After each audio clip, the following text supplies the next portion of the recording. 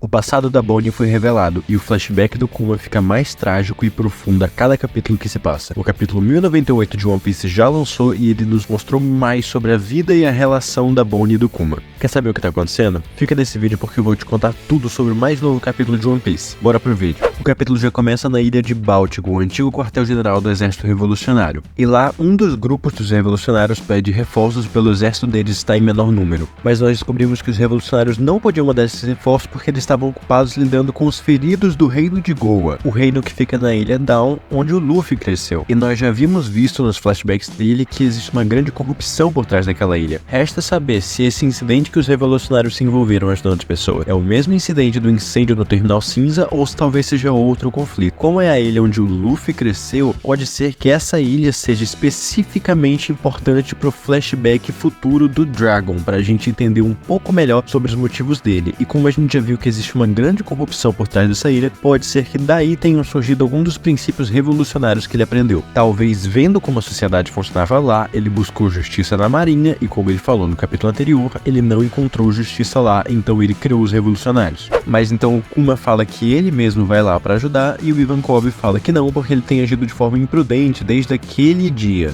Mas o Kuma ignora e vai de qualquer forma. Nós descobrimos que no capítulo anterior a Guinea havia sido sequestrada porque ela chamou a atenção de Tenryubito e eles levaram ela para um navio do governo porque o Tenryubito queria fazer dela sua esposa. O que é bem sombrio quando a gente para pra pensar, porque isso significa que não só ela voltou a ser escravizada, como também dessa vez ela foi abusada pelo Dragão Celestial. Só fica um pouco estranho e confuso de saber quem especificamente levou ela, porque nós vimos que a Guinea era uma das líderes do exército revolucionário, o que dá a entender que no mínimo ela sabia se virar, então não pode ter sido um soldadinho qualquer, mas até agora não dá pra dizer ao certo como exatamente ela foi derrotada e capturada, se foi ou não alguém importante que fez isso. Nós vimos que desde que isso aconteceu, o Kuma tem lutado guerra após guerra sem parar ajudando o exército revolucionário e os revolucionários têm crescido cada vez mais o seu nome e eles estão sendo reconhecidos como heróis do povo. Nós vemos Ivankov, Kuma e Dragon na base do exército revolucionário recebendo uma ligação da Guinea e ela fala que voltou para o mundo inferior pois ela ficou doente e foi descartada por não ser mais necessária. E ela fala que apesar de querer ver eles, essa ligação vai ser a despedida dela. Ela fala enquanto segura um bebê no seu colo que ela pede desculpas para Kuma pois ela está morrendo e pede para que Dragon e Ivankov cuidem dele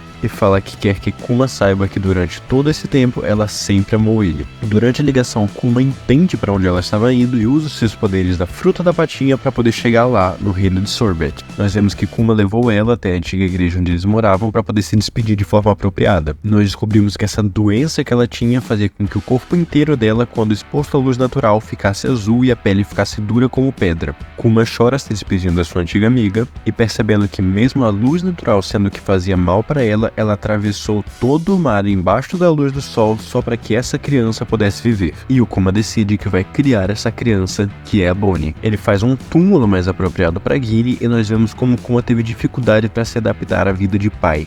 Nós vemos que pelo tamanho dele, ele teve dificuldade de conseguir fazer as coisas pequenas e delicadas para poder cuidar do bebê. Nós vemos como ele era extremamente cuidadoso com a bebê Bonnie e como ele conciliava a vida dele como pai dela no reino de Sorbet com a sua vida como revolucionário, indo e vindo para poder cuidar dela e ao mesmo tempo ajudar os revolucionários a libertar países pelo mundo. Inclusive nesse meio nós vemos em um dos quadros Kuma treinando Sabo enquanto ele era criança. Um dia os moradores da vila vão até a igreja onde Kuma e Bonnie moravam e eles estranham o fato de todas as janelas estarem lacradas e Kuma fala que para que eles fechem as portas também. E nós descobrimos que Bonnie estava começando a desenvolver a mesma doença que Guinea tinha. Nós vemos que nenhum dos médicos da região sabia como lidar com isso e que para poder cuidar melhor da situação e cuidar da Bonnie, o Kuma decide sair do exército revolucionário. Ele fala que não sabe se é o certo a se fazer, mas ele quer ficar do lado dela. Dragon concorda e fala para Kuma viver uma vida sem arrependimentos e fala que ele vai usar os contatos deles para levar os melhores médicos para ele. Nós mudamos de cena e vamos para 7 anos atrás, onde Bonnie tem 5 anos de idade. E apesar disso ter sido deixado de forma implícita antes, agora o mangá deixa claro que a Bonnie é uma criança, porque no momento atual do mangá,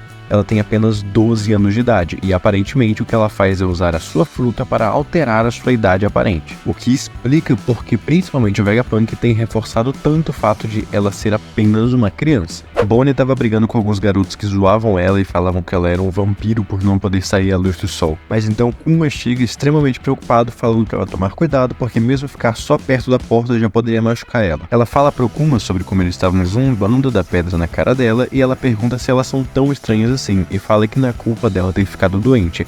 Quando Kuma interrompe falando que ela tem joias e dizendo que os garotos só têm inveja por conta do quão bonita ela fica com essas joias preciosas, e a Bonnie fica toda feliz e a gente vê o quanto que o Kuma mimava ela para poder tentar compensar pela doença que ela tinha e como ele era cuidadoso com a Bonnie. Eles começam a conversar sobre aonde a Bonnie gostaria de ir se ela estivesse curada da doença, e ela cita as Ilhas do Céu, e eles falam que por estar perto do sol, talvez possam vir o Nika. Então os dois começam a dançar e cantar no ritmo dos tambores da libertação de Nika. Então naquela noite nós vemos Kuma conversar com um médico que conhece aquela doença e fala que se chama escamas de safira, é uma doença incurável, que raramente se ouviu falar nos últimos anos e que essas pedras se espalham exponencialmente quando em contato com qualquer luz natural, como do sol ou da lua, mas mesmo se ficar sem exposição à luz, com o tempo a doença vai progredir. Então o médico fala que a Bonnie só deve ter mais 5 anos na melhor das hipóteses e que vai ser um milagre se ela chegar ao 10º aniversário. Kuma volta completamente devastado para a igreja, mas quando ele entra ele vê que a Bonnie estava acordada e estava escutando a conversa. Mas então, para tentar disfarçar e não deixar a Bonnie saber da verdade, ele fala que na verdade o que o médico falou